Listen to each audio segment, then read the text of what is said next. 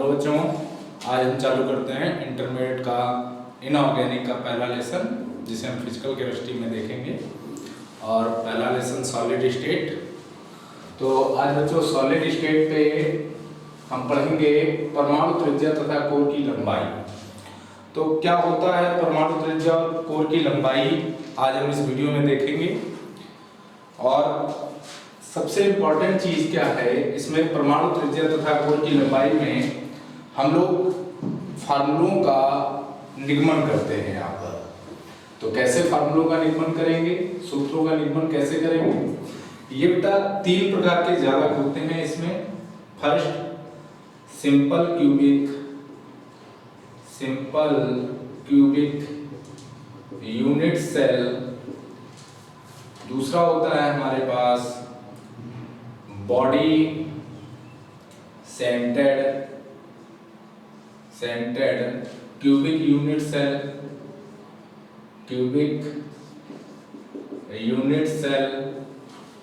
Third होता है हमारे पास face centred cubic unit cell. तो बच्चों हमारे पास ये तीन प्रकार के जालक होते हैं, जिसे हम सिंपल क्यूबिक यूनिट सेल को सरल जालक के नाम से भी जानते हैं। Body centred cubic unit cell को हम काय या अंता के नाम से भी जानते हैं। और face centred cubic unit cell को हम फलक के नाम से भी जानते हैं। तो आइए बच्चों हम सबसे पहले आज देखते हैं सिंपल क्यूबिक यूनिट सेल क्या होता है और कैसे हम लोग इसको क्लासिफाइड करते हैं, कैसे इसका निगमन करते हैं। तो देखते हैं सिंपल क्यूबिक यूनिट सेल। तो आइए बच्चों देखते हैं सिंपल क्यूबिक यूनिट सेल हमारे पास क्या होता है। इसका हम सबसे पहले एक डायग्राम बना लेते हैं। हमारे पास डायग्राम कैसे बनेगा? हमारे पास चार यहाँ पर हम सर्कल बना लेते हैं, जिनका केंद्र सेंटर पॉइंट पर होगा। और ये हमने यहाँ से ऐसे मिला लिया और हमने इनको पॉइंट वाइज मान लिया, माना A, B, C और D। अब हमारे पास हमें पता है कि ये गोला यहाँ से यहाँ तक व्यास कहलाता है और इसके केंद्र बिंदु से और वृत्त के स्पर्श तक की दूरी को हम त्रिज्या कहते हैं। तो ये हमारे पास R होगा, ये हमारे पास R होगा। और अगर हम पूरी बात करें यहाँ से यहाँ तक की, तो ये हमारे पास क्या होगा? D होगा, व्यास होगा। तो हम क्या कह सकते हैं कि A इस पॉइंट से इस पॉइंट तक की दूरी R, इस पॉइंट से इस पॉइंट तक की दूरी R। तो हम इसको लिखेंगे कैसे? लिखते हैं माना, यहां से मान लेते हैं हम, लिखें माना सरल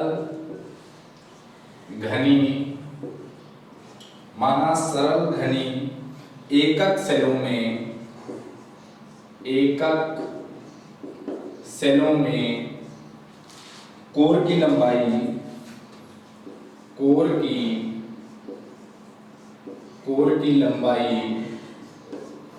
स्मॉल a, हमने क्या मान लिया? कोर की लंबाई को स्मॉल a तथा दो निकटवर्ती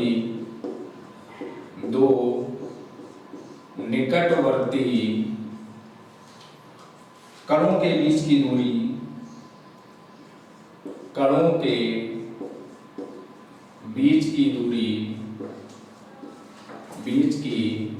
दूरी को हमने मान लिया D। कणों के बीच की दूरी को बच्चों क्या मान लिया? D। और तथा परमाणु त्रिज्या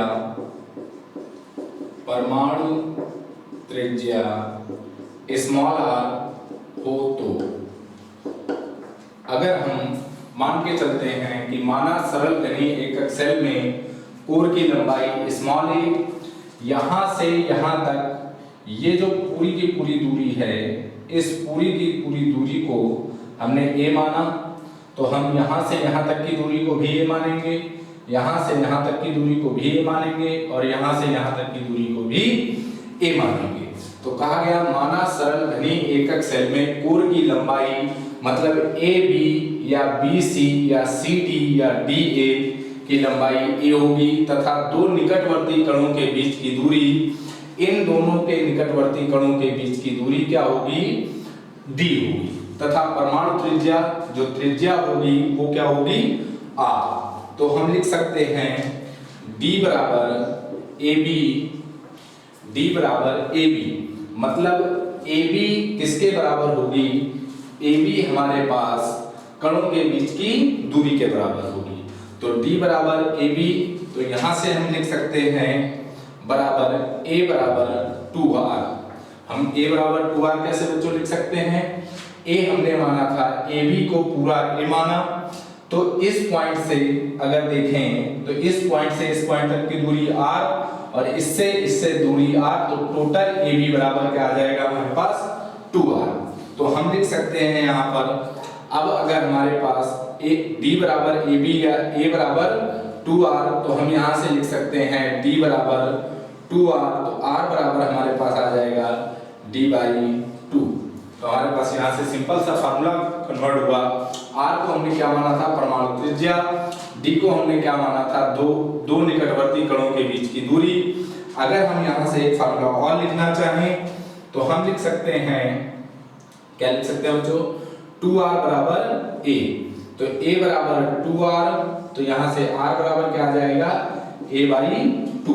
तो a को हमने क्या माना था, कोर की लंबाई। तो अगर हमसे न्यूमेरिकल में पूछा जाए, अगर हमसे न्यूमेरिकल में पूछा जाता है कि r को हमने क्या माना है, परमाणु त्रिज्या और दो निकटवर्ती कणों के बीच की दूरी में संबंध, तो r बराबर d/2 होगा। और अगर हमसे पूछा जाए परमाणु त्रिज्या और कोर की लंबाई में संबंध, तो r बराबर a/2 होगा। आइए हम देखते हैं दूसरा क्या था हमारे पास। हेलो बच्चों, हम दूसरा पार्ट देख रहे हैं, body centred cubic unit cell.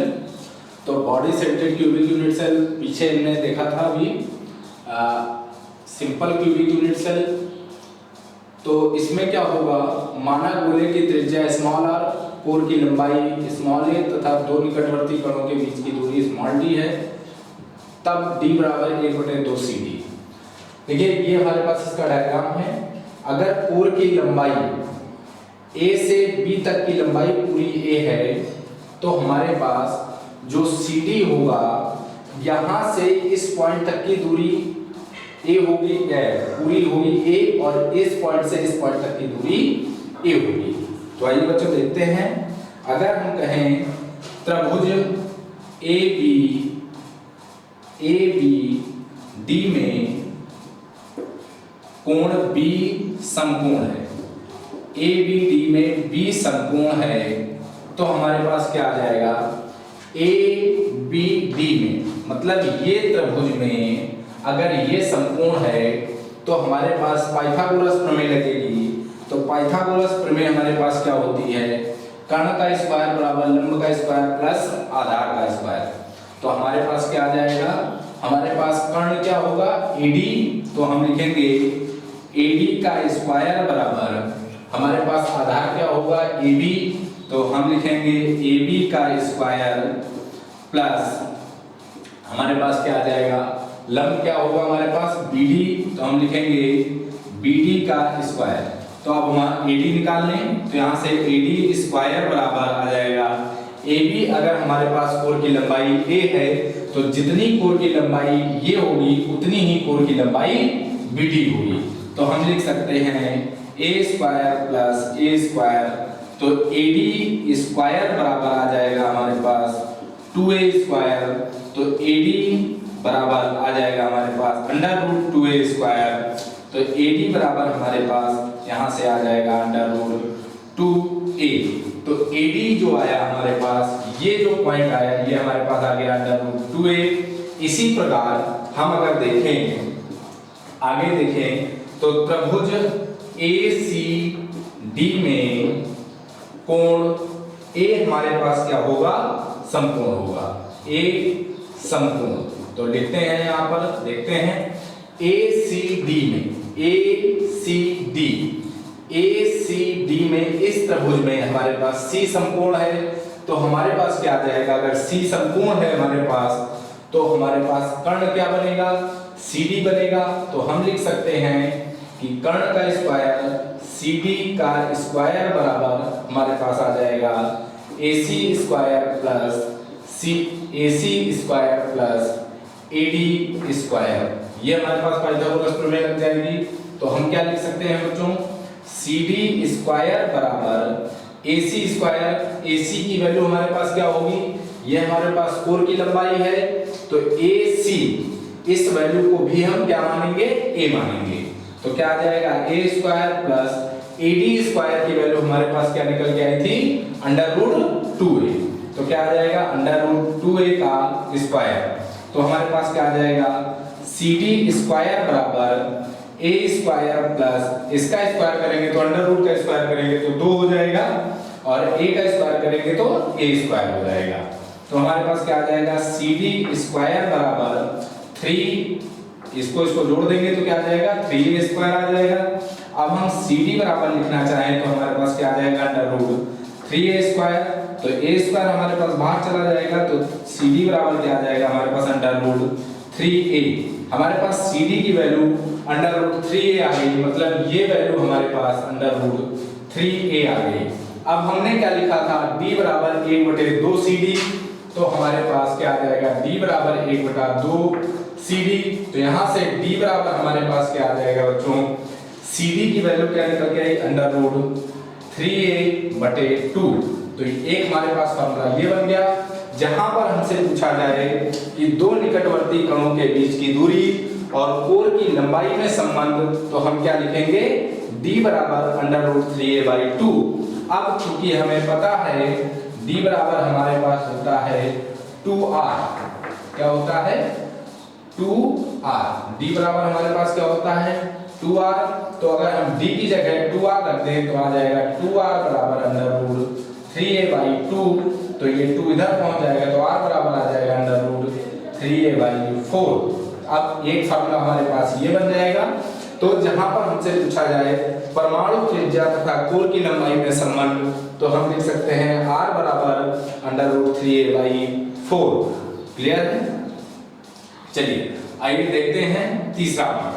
तीसरा पार्ट हमारे पास क्या है, face centred cubic unit cell. तो आइए बच्चों देखते हैं face centred cubic unit cell हमारे पास क्या होगा।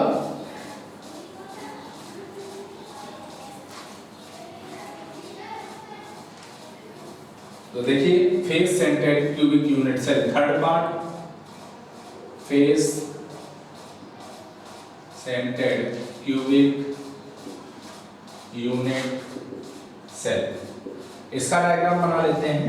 तो face centred cubic unit cell का डायग्राम बनाते हैं। तो डायग्राम हमारे पास क्या बनेगा,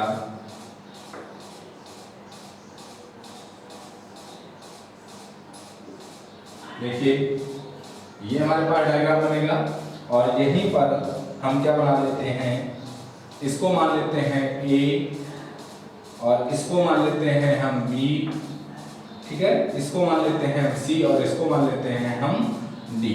तो यहाँ से ये पॉइंट हमने दर्शा दिया यहाँ पर, और ये हमारे पास इतना, हमारे पास ये इधर D है और ये हमारे पास भी D होगा। अब यहाँ से face centred cubic unit cell के लिए हम देखते हैं। तो हम क्या लिखते हैं, फिर वही डिफिनेशन लिखते हैं, माना दो निकटवर्ती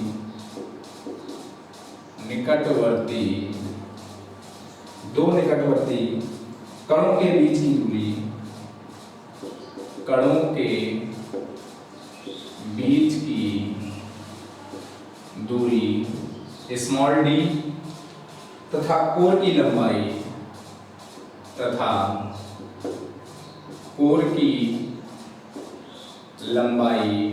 स्मॉल a तथा परमाणु त्रिज्या